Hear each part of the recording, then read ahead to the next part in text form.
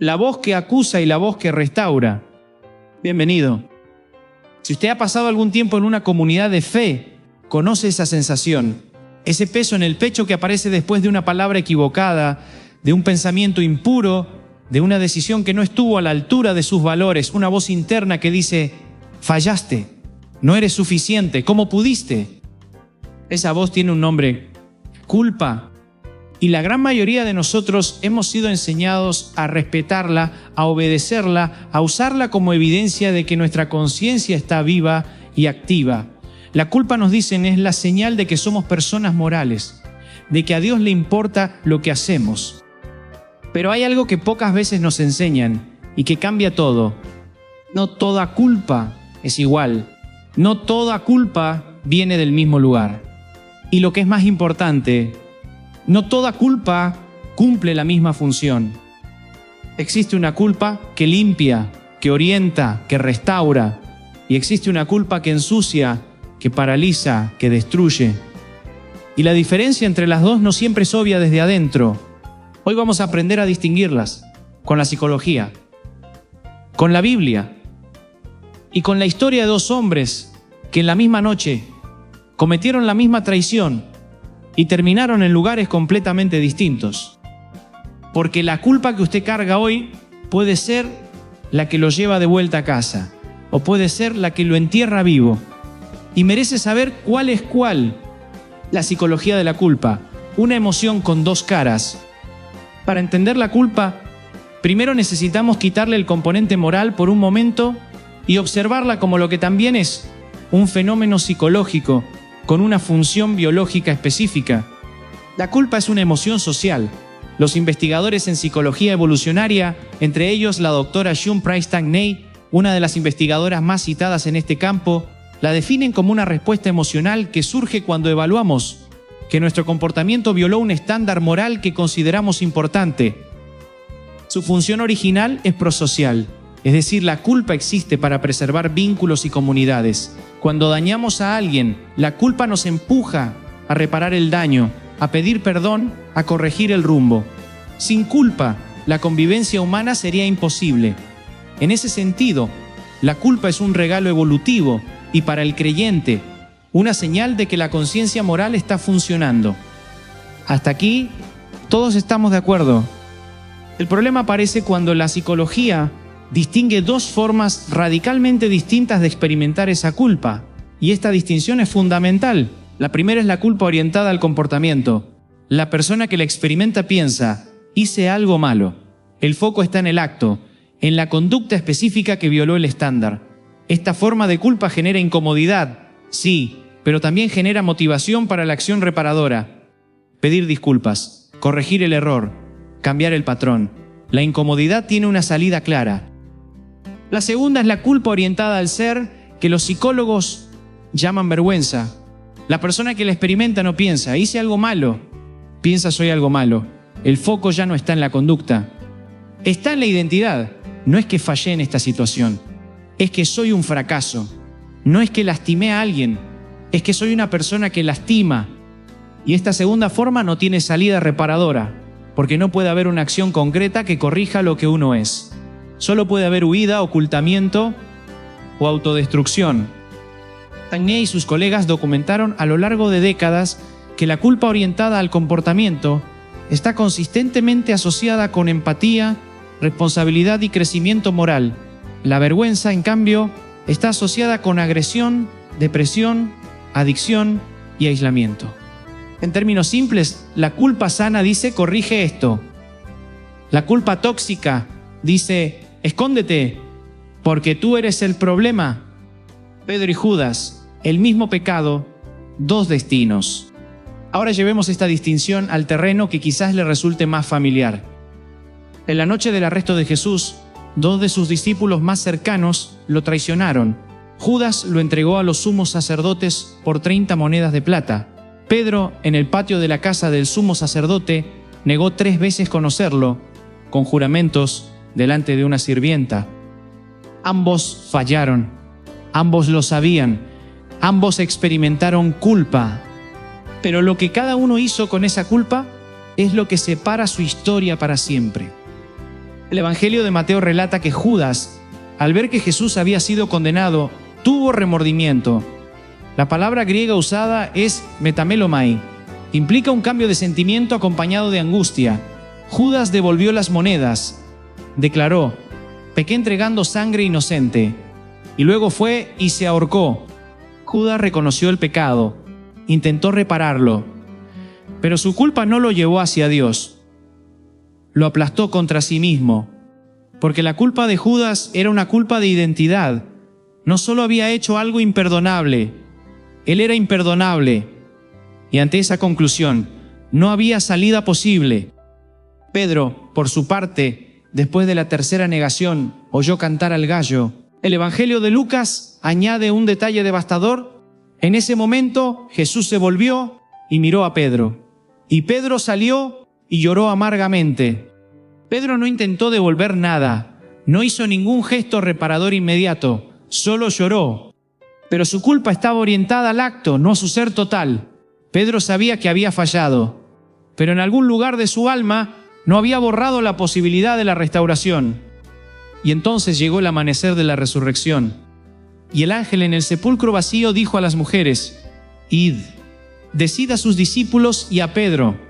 Y Pedro, mencionado por nombre, señalado no para la condena, sino para el encuentro. La culpa sana llora, pero no se entierra.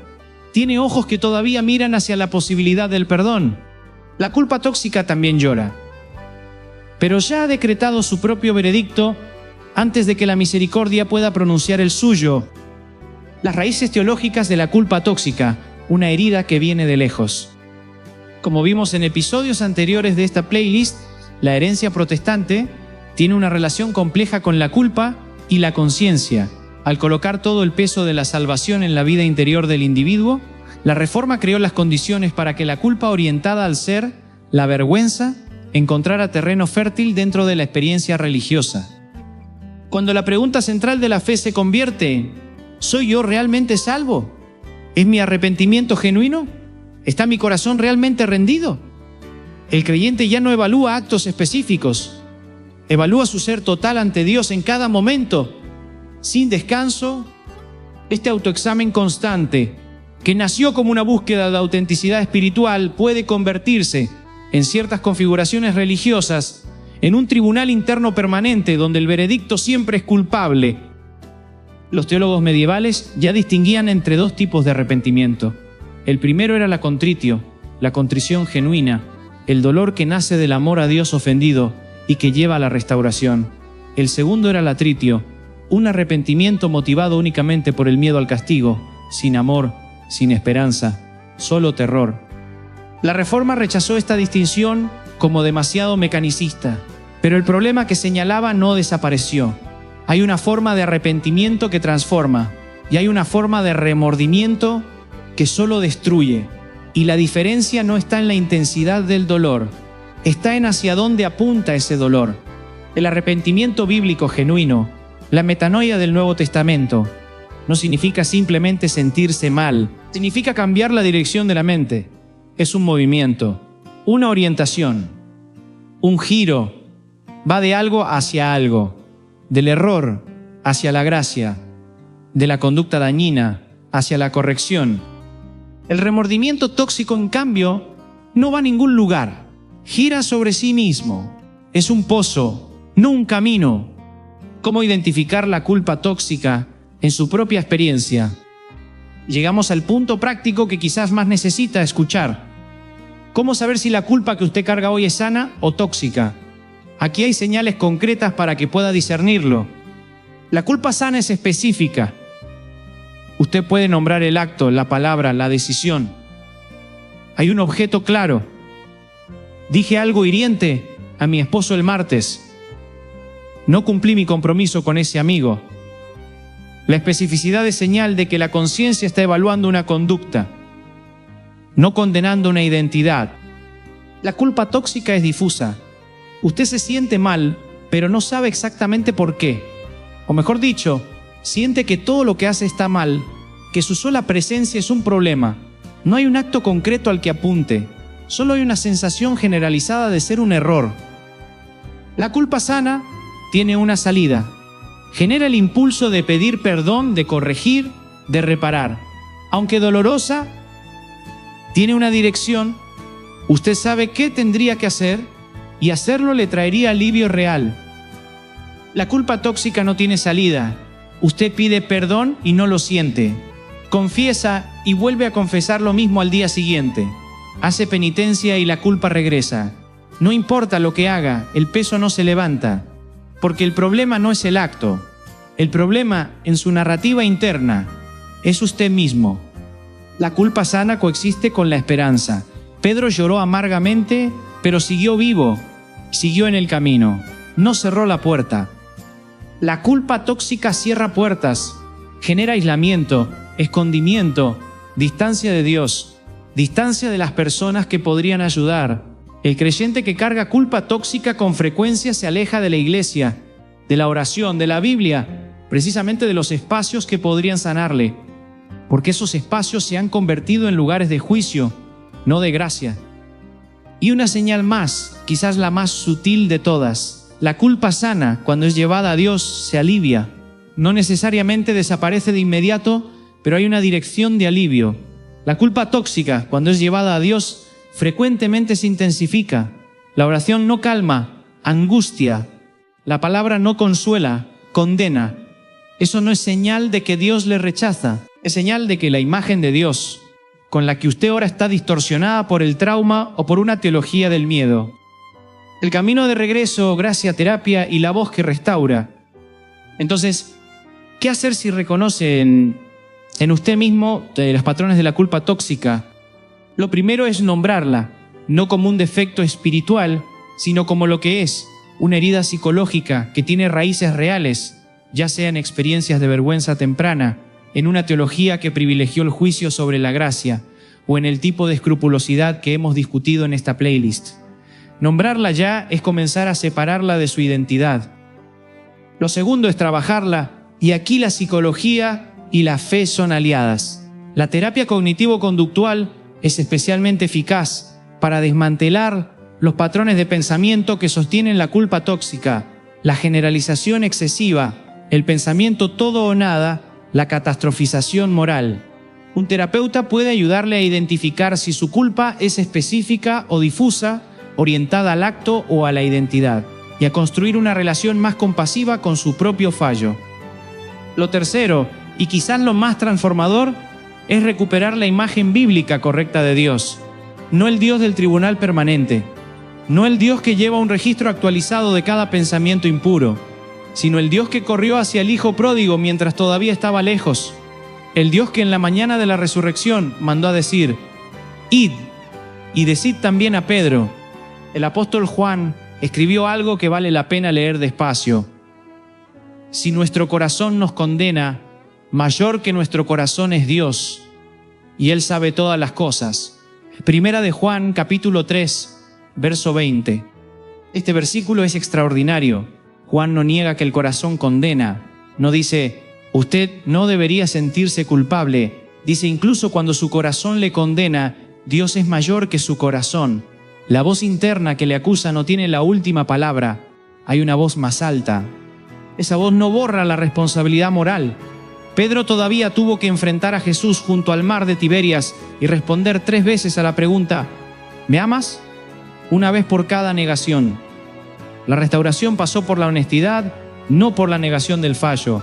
Pero el proceso no comenzó con una condena, comenzó con una pregunta tierna, formulada por alguien que ya había decidido restaurar antes de preguntar. Esa es la diferencia entre la culpa que viene de Dios y la culpa que viene del acusador. La culpa que viene de Dios convoca.